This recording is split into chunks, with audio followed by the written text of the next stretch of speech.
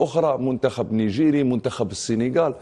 خلاص الآن وبعدها يجي الاتحاد الإفريقي مرتزق لكي يسترزق بعقوبات مماثلة. لما تحسب العقوبات والله عقوبات ثقيلة ماليا، 50,000، 10,000، 5,000، 5,000، 25,000، 5,000، وكأنه المرابح المنتخب الاتحاد الجزائري من خلال المشاركة يبدو أنه من الأفضل تركه للقاء. أتوقع أنه ليس فقط المنتخب الجزائري الذي سوف يكون في المقصلة من جانب العقوبات، بل كل المنتخبات الأخرى. وسوف ترى المنتخب السنغالي سيمر إلى المقصلة، والمنتخب المصري سيمر إلى المقصلة لما نشوف اللاعبين داخل المستطيل الأخضر، وأيضا الطاقم مروان حمدي الذي أشار إلى الحكم سوف يمر عبر المقصلة، سواء كانت عقوبات مالية أو غير ذلك. نعم. فالآن شوف، الكل شاف، الكل رأى بعينه ما جرى في هذه.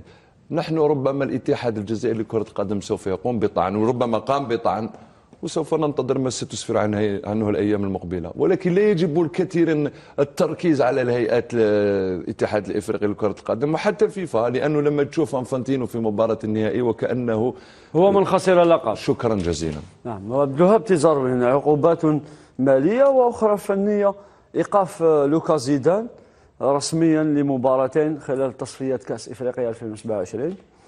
إيقاف بالغالي مباراتين، يعني 2 ماتش فارم 2 ماتش سورسي، يعني تقريبا 4 مباريات في تصفيات كأس إفريقيا 2027 بعد كل الذي فعله عساسي بالجزائر، أو أيضا عقوبة مالية. لكي لا أنسى، هذه هي العقوبة المالية المخالفة، $5,000 بسبب بناء أكثر من 5 لاعبين لبطاقات صفراء.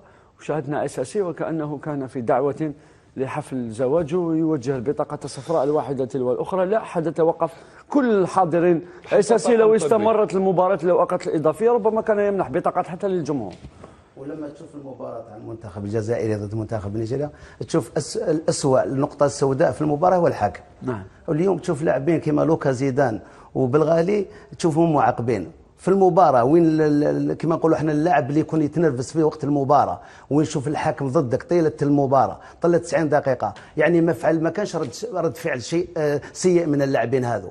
واليوم انت بعد المباراه ربما تعمل تقرير، دير رابور. لماذا؟ لهذو اللاعبين ربما ستا رابور ابري الماتش، ماشي بوندون الماتش، باسكو احنا في وقت المباراه ما شفناش اللاعبين هذو ما فعلوا حتى شيء ضد الحاكم، ولا ما شفناش رد فعل سيء من اللاعبين تاع المنتخب الجزائري. اليوم تشوف هذو العقوبات تفهم باللي كلش كان مسطر ضد المنتخب الجزائري. احنا كنا تكلمنا هنا في بعض الحصص، كنا المنتخب الوطني الجزائري راح يكون عنده صعوبات في الدوره هذه، وشفناها وين اقصي من طرف، انا نقول لك من طرف الحاكم، ما نتكلموش فنيا.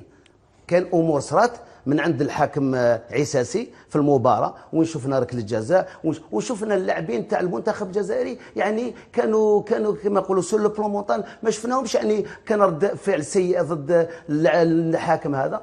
اليوم تشوف العقوبات هذا، انا نظن هذا كان شيء منتظر. انا نقول لك حاجه ميدو، هذو العقوبات جاتنا ربما ما نقولوش حاجه كبيره. انا نقول لوكا زيدان ولا بالغالي مباراتين ماشي حاجه يعني كنت ننتظر فيها، ربما كانت لكن بعد كل ما حدث، وهاب اسمح لي، بعد كل